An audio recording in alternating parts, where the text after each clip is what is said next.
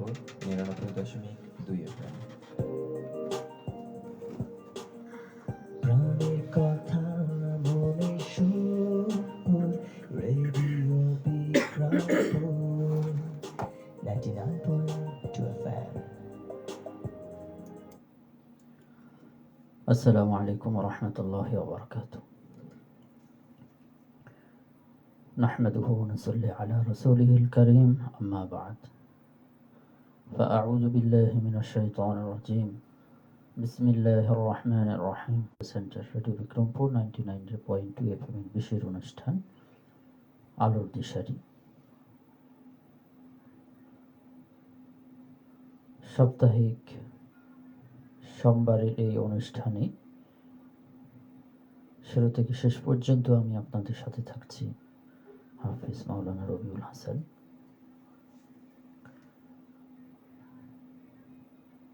বিক্রমপুরের বিশেষ অনুষ্ঠান আলোর দিশারি অনেকে শুনে থাকেন, বিভিন্ন মাধ্যমে, ফেসবুকের মাধ্যমে আমার সাথে অনেকে যুক্ত থাকেন এবং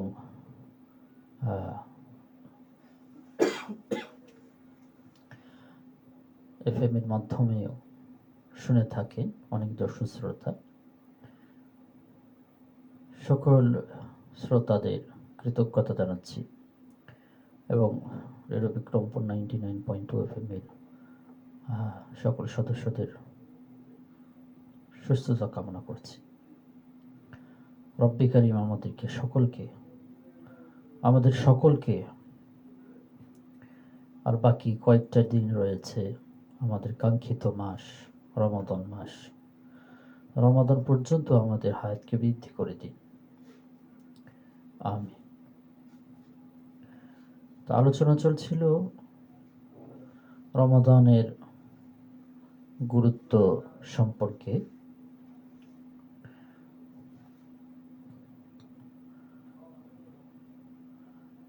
রমাদান মাসের আগের যে 2 মাস রয়েছে, রজব এবং শাবান, আমরা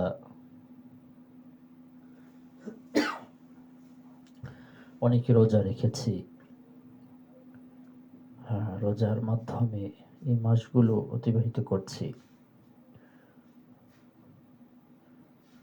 রজব আমাদের মাঝ থেকে বিদায় নিয়ে গেছে, শাবান মাস চলছে। শাবান মাসের আজকে 20 তারিখ, 20 শাবান। সূর্যাস্তের সাথে সাথে 21 তারিখ শুরু হবে। তাহলে আমাদের হাতে আমাদের রমাদান মাস, কাঙ্ক্ষিত মাস আর কয়েকটা দিন রয়েছে। গত সপ্তাহে বলা হয়েছিল আল্লাহ তাআলা আমাদেরকে কিছু অফার দিয়েছেন এবং শর্ত জুড়ে দিয়েছে। অফারের সাথে সাথে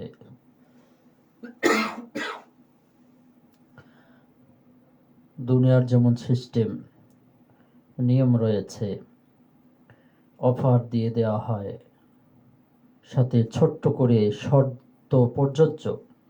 শর্ত লিখে দেওয়া হয়। শর্ত যদি পাওয়া যায় তবেই ওই ব্যক্তি নির্দিষ্ট অফার পেতে পারে।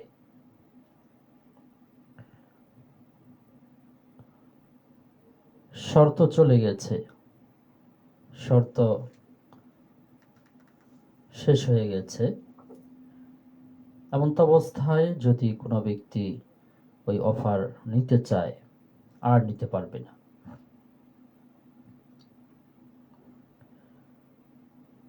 রব্বি কারীম ইরশাদ করেছেন, ইয়া আইয়ুহাল্লাযীনা আমানু কুতিবা আলাইকুমুস সিয়াম কামা কুতিবা আলাল্লাযীনা মিন ক্বাবলিকুম লাআল্লাকুম তাত্তাকুন। এই আয়াতে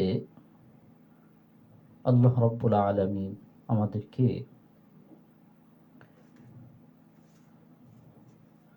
সান্ত্বনা দিয়েছে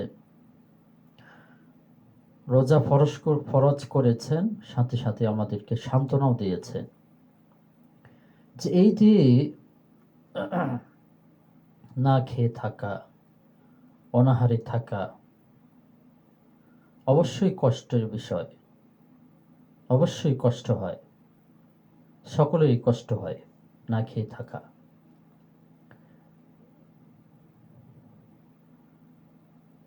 তো এই না খেয়ে থাকাটা আসলেই কি আমাদের জন্যই শুধু প্রযোজ্য ছিল, আমাদের জন্যই রাখা হয়েছে, নাকি পূর্বেও ছিল? আল্লাহ রাব্বুল আলামিন বলেছেন, কামা কুতিবা আলাল্লাযিনা মিন ক্বাবলিকুম, শুধু তোমাদের উপরেই নয়, শুধু তোমাদের উপরেই নয়, আমি পূর্ববর্তী উম্মতের জন্য এই রোজার বিধান রেখেছি, রোজার বিধান রেখেছি। তারাও তোমাদের মতো ভুখা ভাখা ছিল, রোজা রেখেছিল আমার পুরস্কারের আশায়। লাআল্লাকুম তাত্তাকুন, যাতে তোমরা আল্লাহ ভীরু হও, মুত্তাকি হও।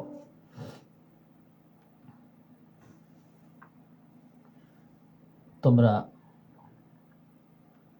পুত পবিত্র হও। 11টি মাস তুমি তোমার মনচাহি জিন্দেগি যাপন করেছ, এখন একটি মাস তুমি রবওয়ালা জিন্দেগি অবলম্বন করো। কেমন যেন রব্বি কারীম বলতে চাচ্ছেন, বান্দা 11টি মাস তুমি পাপে জর্জরিত। হাদিস শরীফে এসেছে, যখন কোনো বান্দা গুনাহ করে তার অন্তরে একটি কালো দাগ পড়ে যায়, অন্তরে একটি কালো দাগ পড়ে যায়। যখন আবার সে গুনাহ করে, ওই দাগটি আবার বাড়তে থাকে। কন্টিনিউ কেউ গুনাহ করতে থাকলে দাগ বৃদ্ধি পেতেই থাকে।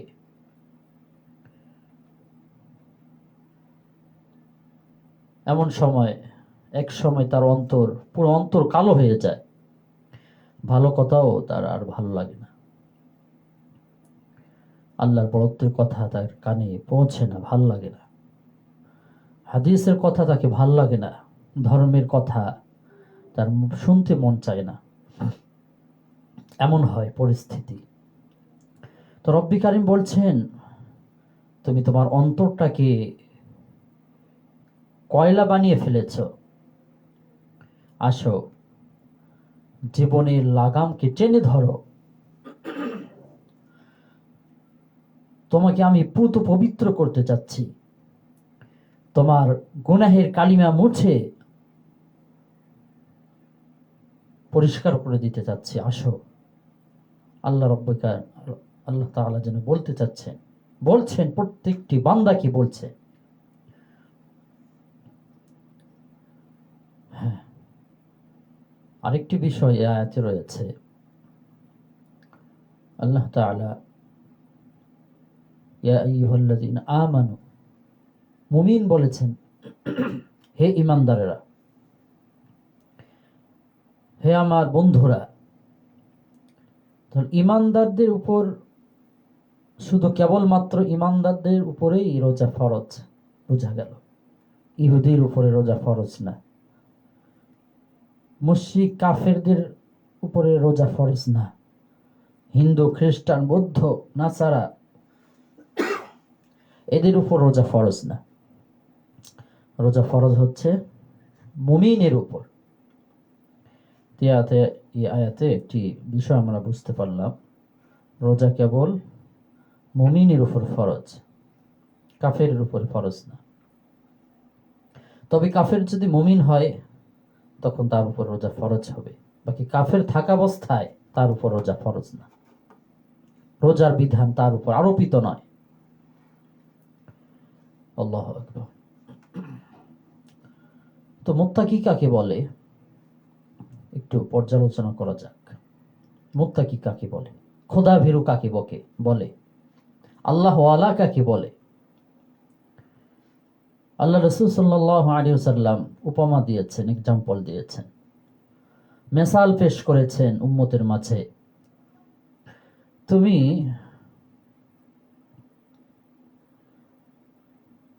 মুত্তাকি হতে চাও, চলবে কিভাবে? দুনিয়াতে মুত্তাকি অবস্থায় তুমি জীবন যাপন করবে, মুত্তাকি অবস্থায় তুমি আমার কাছে আসতে চাচ্ছ, কিন্তু চলবে কিভাবে দুনিয়াতে? দুনিয়া তো অনেক ভালো মন্দর নেই দুনিয়া, তো সেখানে ভালো হয়ে কিভাবে চলবে? উপমা দিয়েছেন। আল্লাহ রাসূল সাল্লাল্লাহু আলাইহি ওয়াসাল্লাম বলেছেন যে কাঁটাযুক্ত পথ, কারো সামনে কাঁটাযুক্ত পথ রয়েছে, তো ওই ব্যক্তি কিভাবে চলবে? কাঁটার উপরে পা দিয়ে দিয়ে যাবে, পথ চলবে, নাকি যেখানে যে অংশটা জমিনের যে অংশটুকুন কাঁটা নেই সেখানে পা দিয়ে দিয়ে সে চলবে? অর্থাৎ খুব সতর্কতার সাথে সে চলবে, পথ চলবে।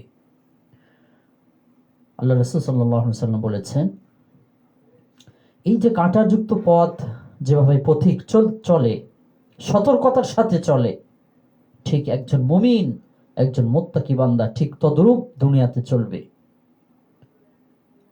সে ঘুমাবে আল্লাহ রাসূলের তরিকায়, সে ঘুমাবে, সে ব্যবসা করবে আল্লাহ রাসূলের তরিকায়, সে ব্যবসা করবে, সে পারিবারিক জীবন যাপন করবে, রাসূলের আদর্শ নিয়ে সে পারিবারিক জীবন যাপন করবে, সামাজিক ভাবে চলবে, সে সমাজের মাঝে রাসূলের নীতি কি ছিল সেভাবে সে চলবে। এক কথায় দুনিয়া, এই পচা গান্ধা এই দুনিয়ার মাঝে একজন মুমিন চলবে, অবশ্যই তাকে সতর্কতার সাথে চলতে হবে, তবে মুত্তাকি হতে পারবে। আল্লাহু আকবার। তো আল্লাহ তাআলা আমাদেরকে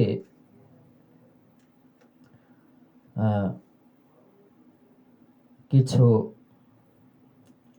অফার দেন। শেষ নবীর উম্মত আমরা, শ্রেষ্ঠ উম্মত, পরে এসেছি আমরা, কিন্তু জান্নাতে প্রবেশ করব সবার আগে, এবং আমাদেরকে অন্যান্য উম্মতের জন্য সাক্ষী বানানো হয়েছে। সাক্ষী হব আমরা সাক্ষী দিব উম্মতের জন্য। তো অবশ্যই কিভাবে চলতে হবে, আমাদের জীবন যাপন করতে হবে, বুঝতে পারছেন প্রিয় দর্শক শ্রোতা। তো ওইদিকে আর না যাই, চলে আসি আমরা আমাদের কাঙ্ক্ষিত মাসের দিকে, একটু দৃষ্টি করে লক্ষ্য দেই।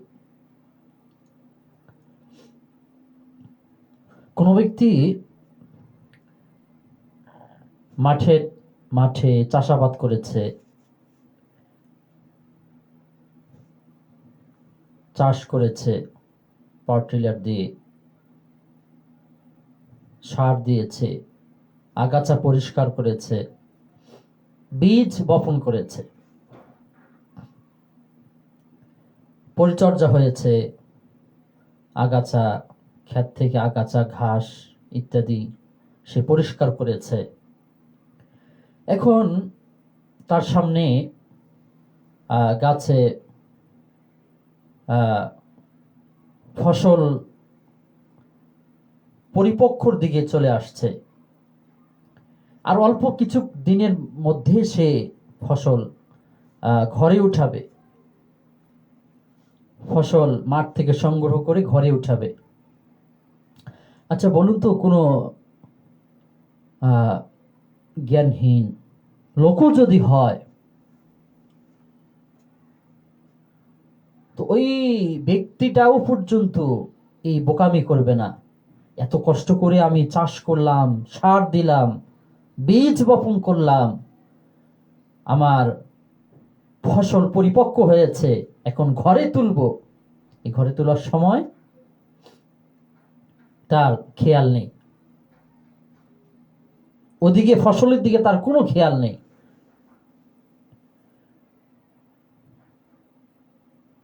ঠিক যেমন ভাবে এই লোকটা দুনিয়ার মধ্যে যে দেখবে বলবে এই সবচেয়ে বোকা ব্যক্তি, আহমক মানুষ, নির্বোধ। এত কষ্ট করে সে চাষাবাদ করলো, ফসল ফলালো, বীজ বপন করলো, ফসল কাটার সময় হয়েছে, সে আর উদাসীন। এখন উদাসীন, সে, তার কোনো খবর নেই ফসল কাটার জন্য। তো রেডিও বিক্রমপুর 99.2 FM এর বিশেষ অনুষ্ঠানের মাধ্যমে রেডিও বিক্রমপুরের সকল সদস্যদের বলতে চাই, সকল সদস্যদের কানে কানে বলছি, প্রিয় ভাই এবং বন্ধুরা আমার, প্রিয় ভাই এবং বোনেরা আমার, একটু লক্ষ্য করি, সতর্ক হই। রমজানের পূর্বে 2 মাস ছিল প্রস্তুতিমূলক মাস। রব্বে কারিমের সামনে আমল পেশ করা হয়েছে, পেশ করা হয়। এমন একটি রাত্র দিন চলে গিয়েছে আমার কাছ থেকে, অফারের দিন চলে গিয়েছে। হয়তো এখন অনেকে আমরা ইবাদত করেছি, জিকির আজকার করেছি, নামাজ পড়েছি, আল্লাহু আকবার। তো প্রস্তুতিমূলক মাস হিসাবে 2 মাস আমাদের কাছ থেকে বিদায় নিচ্ছে। একটি মাস চলে গিয়েছে, আরেকটি মাসের 20 দিন শেষ। আর অল্প কয়েকদিনের মধ্যে আমাদের কাঙ্ক্ষিত মাস চলে আসবে। তো এখন যদি আমরা অবহেলা করি, আমাদের ফসল ঘরে উঠানোর সময়, কাঙ্ক্ষিত মাস চলে এসেছে, ওই মাসে ইবাদত, ভরপুর ইবাদত করার সময় চলে এসেছে আমাদের সামনে, এখন যদি আমরা উদাসীন হই, তাহলে আল্লাহ রাসূল সাল্লাল্লাহু আলাইহি ওয়াসাল্লাম বলেছেন, তিরমিজি শরীফের 2 খণ্ডের হাদিস, আল কাইয়িসু মান দানা নাফসাহু ওয়া আমিলা লিমা বা'দাল মাউত ওয়াল আজিজু মান আতবা'a নাফসাহু হাওয়াহা ওয়া তামান্না 'আলা আল্লাহ, আও কামা ক্বালা আলাইহি সাল্লাতু ওয়াসসালাম। আল্লাহ রাসূল সাল্লাল্লাহু আলাইহি ওয়াসাল্লাম বলেছেন, জ্ঞানী ওই ব্যক্তি যে পরকালের জন্য আমল করে, পরকালীন আমলের জন্য সে উদ্বিগ্ন থাকে, কখন কোন অফার চলে আসে উম্মতে মুহাম্মাদের জন্য, সে অফার সে লুপে নেয়, সর্বদা প্রস্তুত থাকে। আর নির্বোধ হচ্ছে ওই ব্যক্তি যে কোনো অনেক লম্বা চওড়া আশা করে, আল্লাহ মাফ করবেন, জান্নাত দিবেন, কিন্তু জান্নাতের আমল করে না, মন চাহি জিন্দেগি সে যাপন করে। তো এই ব্যক্তি হচ্ছে সবচেয়ে নির্বোধ ব্যক্তি। আল্লাহু আকবার। এজন্যে বুদ্ধিমান তো ওই ব্যক্তি যে সময়কে কাজে লাগে, মুক্তাজায় হাল এই দিকে লক্ষ্য করে সে কথা বলে, সুযোগ মনে করে সে আমলকে লুপে নেয়, আমল করে। এজন্যই প্রিয় বন্ধুরা আমার, আমলের একটি মাস চলে এসেছে, জান্নাত সংগ্রহ কামাইয়ের একটা মাস চলে এসেছে, রিজিক বৃদ্ধির মাস চলে এসেছে।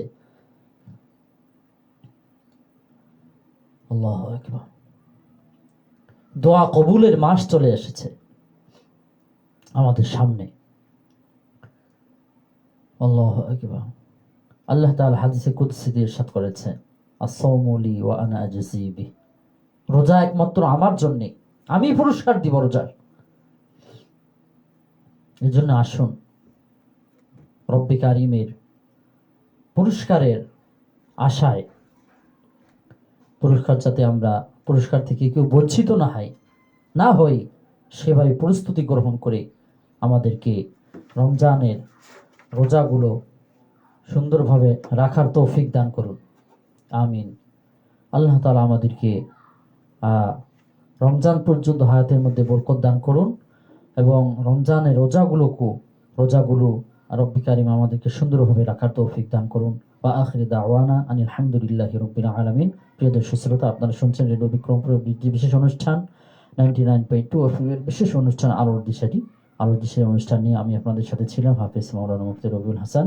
ইনশাআল্লাহ প্রিয় বন্ধুরা, আগামী সপ্তাহে ঠিক একই সময়ে আপনাদের সাথে আবার দেখা হচ্ছে, সেই প্রত্যাশা বিদায় নিচ্ছি। আল্লাহ হাফিজ। আসসালামু আলাইকুম ওয়া রাহমাতুল্লাহি ওয়া বারাকাতুহু।